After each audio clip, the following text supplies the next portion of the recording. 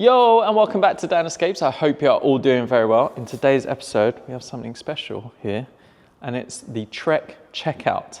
Yes, this is a full suspension gravel bike. It has been out for a little bit, and we've only managed to get one in stock. There was a shortage of these new forks up front, so there was a bit of a delay getting one. We were hoping to get one before the release, but unfortunately, time was not on our side. But here we have one now, and I'm going to talk you through it, what's on this bike, who's it for, what's it like, and yeah, let's get on with it. So before I get into the specs of this bike that I have here, people are going to ask, why bring out a full suspension gravel bike? Obviously at the moment things are blurring the lines. You're getting gravel bikes with front suspension, you're getting people running full suspension cross country mountain bikes with drop bars. So it was only about time that they started bringing out full suspension gravel bikes. So this isn't going to be like for short races, you know, ones that you're going to be doing like Unbound or the Tracker. This is going to be looking at more long distance ones. So something like the Atlas Mountain Race, the Tour Divide, where you're having to carry gear with you, doing long distance over various terrains. So it could be road, it could be mountain biking, it could be gravel. So you want to have something that's going to be comfortable for a long distance. If you think the trend in cycling at the moment is comfort is speed. So when you look at road bikes, for instance, where they're adding wider tires to conform better to the roads, that's equal speed. It's only natural that, you know, over long distance, having that small amount of suspension is going to help. You know, I've looked at adding suspension to my gravel bike, and if you've seen my previous videos, I tested out the Redshift stem and seat post, and you can check my link in the top here. So if you want to watch that and see how you can add suspension quickly to your bike. But this is just a different beast, and it's for a certain type of rider. I think you see a lot of people online talking about why full suspension. It's not going to be for everyone. You know, most people would be fine with front suspension, even those small Redshift suspension that I talked about in that video, or, you know, just wider tires in general. And this is solely for like long distance travel, or if you want to ride off-road where you have the option to do single track and gravel and road. This would be perfect for you. Okay, like I do with most of these videos, we're going to start at the front and work our way to the back of the bike. And first of all, I want to introduce these new gravel bars. They're from Bontrager, carbon as well. They're the GR checkout bars, designed specifically for this bike. Obviously you can buy them separately and then put them on your own gravel bike if you like them as well. What's great is they have huge flare on them. So you got 440 on here, so that's 440 millimeters. This is for a size medium, by the way. You can get them in a 42, but this one goes up to a 560 on the drops as well. It's also got a 8-degree sweep back, and yeah, it's just super comfortable. When I was riding it around briefly, it felt really nice. My hands felt very comfortable on the hoods here actually, and even on the drops it was easy to grab the brakes. But yeah, they feel super nice, and also being carbon, it's going to reduce some vibration. What's really nice is you've got a lot of clearance if you want to run a handlebar bag up here. And what's handy is you can clip on aero bars. So if you're doing long distance travel, you've got multiple positions you can be in. Because this is a longer bike, they've also reduced the stem length. So you're now running a 60 mil for a medium, whereas if I was on my checkpoint, it'd be an 80 mil stem. You can also do some internal cable routing down here, so you can run the brake cables or your gear cables if you're running mechanical, which if you do buy the SL5 version, I believe it does come mechanical with Shimano GRX. Those can go through the head tube. You can also route them outside of the head tube as well and down into the frame, or you can also route them externally. So if you're doing long bike packing, it means that if you do need to do maintenance while on the road, it's easy to do so, because I know doing this type of maintenance on the road can be a hassle because you have to disconnect the hoses to pull everything out, to change bearings, etc. Whereas if you have everything external, all that work is easy to do. Also up front, we have the new Force levers. They feel super nice, easy to brake as well with one finger. Obviously with this one, you've got the buttons up top, and this has been set up to shift. So if you press both the buttons at the same time, that will activate the wireless dropper post. And same here, you've got buttons up here these will do the shifting. So this one will shift down, this one will shift up. And then also if you press them at the same time, it will then do the dropper post as well. Also, you can customize all the buttons here, so you can get rid of that double shifting and just program one of these buttons just to do the dropper post, or you can have it to do your computer screen. So, you know, there's loads of options you can do with these shifters, which is quite nice as well. So now we come down to the fork, and this is a big update. This is now the Rudy XL. So RockShox used to make the Rudy, which was a 40mm travel, mainly designed for gravel bikes, so it could fit a 700 wheel in it. They've now upped the travel on this, made it a little bit beefier and wider, so you can fit a 2.2 or a 56mm tire in here, which is super nice, and it means it's going to give you a lot more comfort and confidence on the trails. But also they've painted it in this nice blue color to match the paint on the frame, which looks really nice. Also, it's got rebound adjustment still, so you can do that down here. So RockShox developed this fork with Trek for this bike, and also I guess it will be released for other bikes in the future as well. So for other manufacturers, if they want to use this Rudy XL for bikes, then they can. But yeah, it looks super nice in this blue color. Obviously, cables are routed externally. You can't do them through the head tube unless they made a hole where it can come out at the bottom here. But no, it still looks very clean and minimal with just the 2 brake cables. You can also fit a 180mm rotor on there. It's currently got a 160, but if you did want to up the rotor for more braking power, especially if you're fully loaded, you can put a 180 on there. Also, when it comes to the wheels, you've got the ALS Pro 3Vs. I've been riding these on my checkpoint. Really love them, really good wheels, had no issues with them. And also you've got a new tire that was designed for this bike. It's the Batasso RSL from Bontrager. It's 700 by 55 wide. So you've got a nice tread, so you've got a lot of grip there on the side knobs as well. And also it will help with hopefully flat protection as well. But obviously this bike comes set up tubeless, so hopefully you don't have to worry about that. So coming to the back here, we have the wireless dropper post from RockShox. It's the Reverb Axis, and it has 100mm of travel, and I believe it's the same travel across all bikes. So depending on which size you get, it will come with 100mm.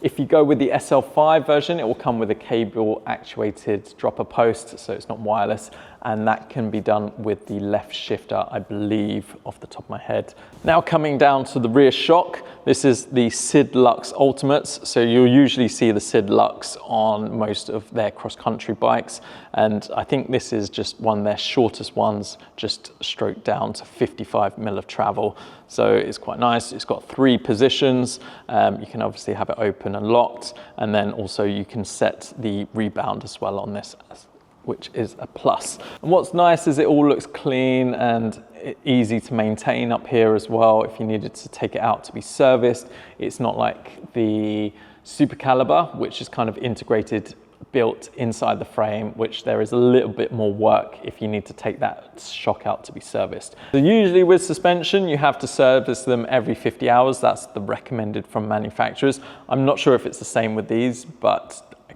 don't know off the top of my head, or I haven't seen any specs on when you should get these serviced, but just go on the basis that it's 50 hours, and you could probably rack that up if you're using this as your main gravel bike, especially if you're doing long distance and long travel adventures. So bear that in mind. So coming back to the rear of the bike, we have this built-in rack, which can be removed if you do not need it.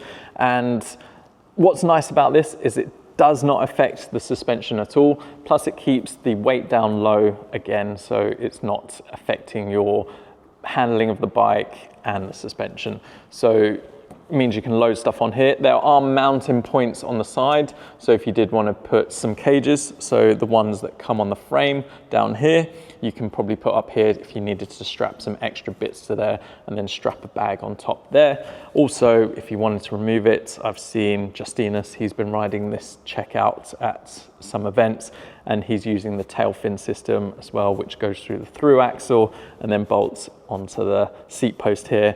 So again, won't affect the suspension at all. So there is multiple options that you can do on this bike. And I believe if you do go with that tail fin option, it does mean you can have a heavier load. I believe the payload for this is 10 kilograms. So you know, you won't be able to carry as much. But it is nice that it already comes on there, so you don't have to buy this as an extra. So coming to the drivetrain of this bike, obviously we had 4 shifters and we have a forced crankset up here. So this is the carbon one. It has a 38 tooth chainring up front. That's because that's all this bike has clearance for. You cannot go any bigger than this. And you can go smaller if you need the easy gears to haul up some big mountains with a heavy load. But bear in mind, 38 is the biggest you can go. Coming to the back, we have an XO Eagle T-type transmission derailleur. So it means you can run a 10 to 52 cassette on the back. I believe if you're running the SL5, you're gonna have a GRX setup. And the good thing with the GRX is you have a 12 speed and running a similar ratio up on the back as well. So it's got really big gears. But I guess with the new XT, XTR and GRX wireless TO2, you can all put this on this bike if you needed to.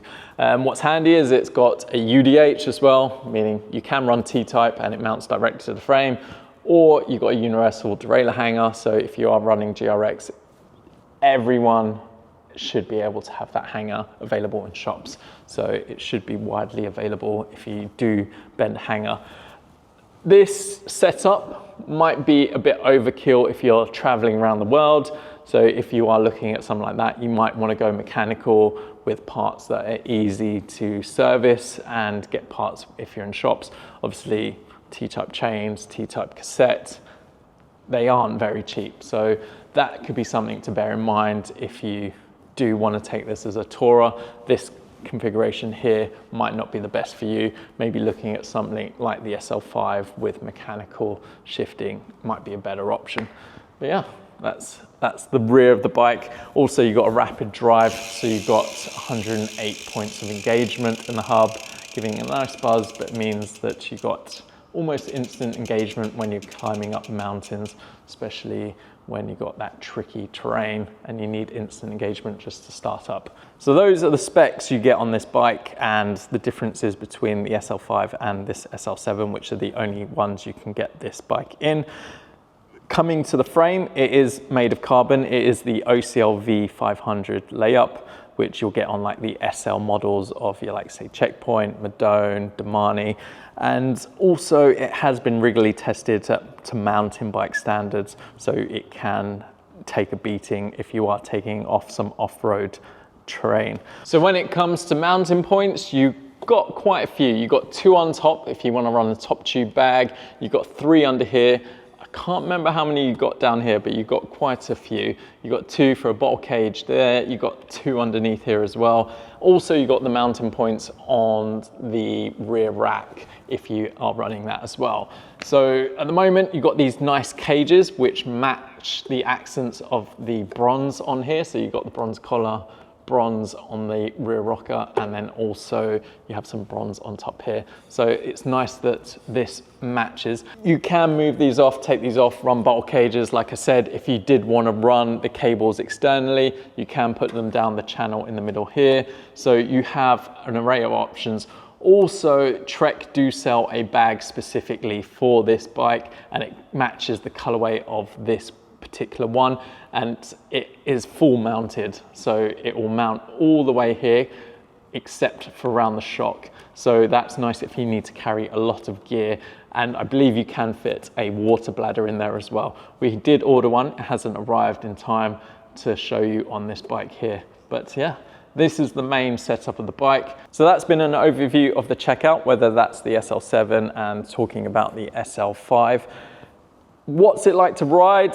I've only done a few laps around the store because we've only just built this bike, and it felt really nice and comfortable and very stable to ride. It did feel a bit weird because obviously you've got the longer wheelbase. So when you're sitting upright, it does feel like a mountain bike, weirdly, but at the same time a gravel bike. So it's very much in between the two. For me, this is a size medium, and I felt really comfortable on it.